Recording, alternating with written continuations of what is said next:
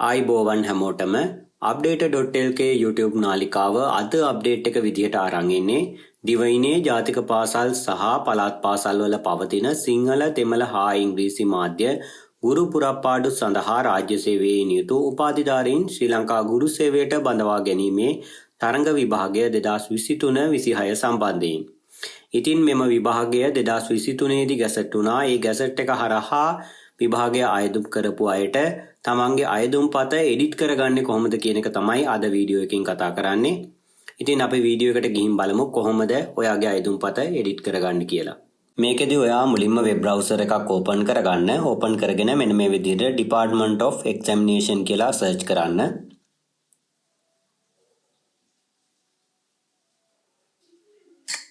ඒ විදිහට සර්ච් කරාට පස්සේ මෙන්න මෙතන එනවා Department of Examination ශ්‍රී ලංකා කියලා එක ක්ලික් කරන්න.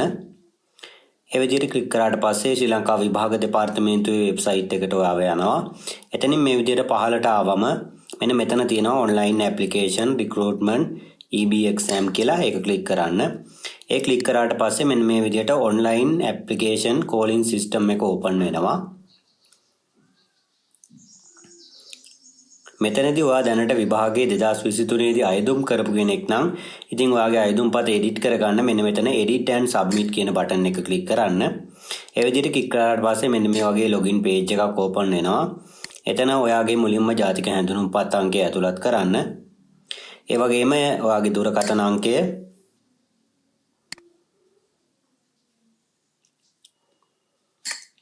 ඔයාගේ ඊමේල් ලිපිනය මෙන්න මෙතන තියෙන ටික් එක ඇතුළත් කරන්න. ඊට පස්සේ මෙතන තියෙන කැප්චා එක ටික් කරන්න. ඒ විදිහට ටික් කරලා මෙන්න මෙතන තියෙන next කියන බටන් එක ක්ලික් කරන්න. ඒ විදිහට ක්ලික් කරාට පස්සේ ඔයා ඇතුළත් කරපු දුරකථන අංකයට අංක 4ක OTP කෝඩ් එකක් ලැබෙනවා. ඒ OTP කෝඩ් එක මෙන්න මෙතෙන්ට ඇතුළත් කරන්න.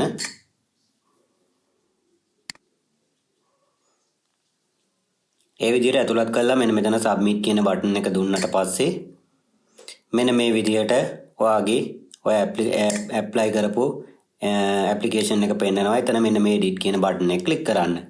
ඒ විදිහට ක්ලික් කරාට පස්සේ ඔයාට මෙන්න මේ විදිහට ඔයා ඇතුළත් කරපු තොරතුරු ඉදිරියෙන් හරි ලකුණක් වැටිලා මෙන්න මේ විදිහට පෙන්නනවා. ඉතින් මේ ඕන එකකට ගිහිල්ලා ඔයාට එඩිට් කරන්න ඕනි සියලුම තොරතුරු මෙතනින් එඩිට් කරගැනීමේ හැකියාව තියෙනවා.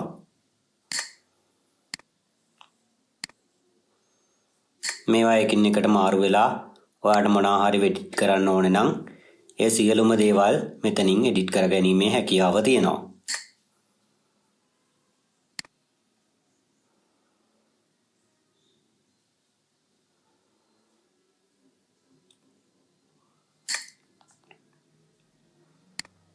අධ්‍යාපන තොරතුරු ඔයාගේ ඊමේල් එක ඒ වගේම දුරකථන අංකය මොනවා හරි වෙනස් වෙලා නම් ඒ සියලුම දේවල් මෙතනින් එඩිට් කරගැනීමේ හැකියාව තියෙනවා.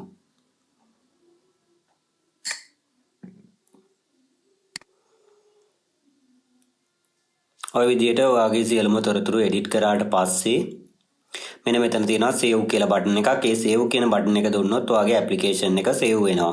ඉතින් ඔයාට අයදුම්පත් බාර ගැනීමේ අවසන් දිනය වෙනකන් ඒක save කරලා තියාගෙන submit කිරීමේ හැකියාව තියෙනවා.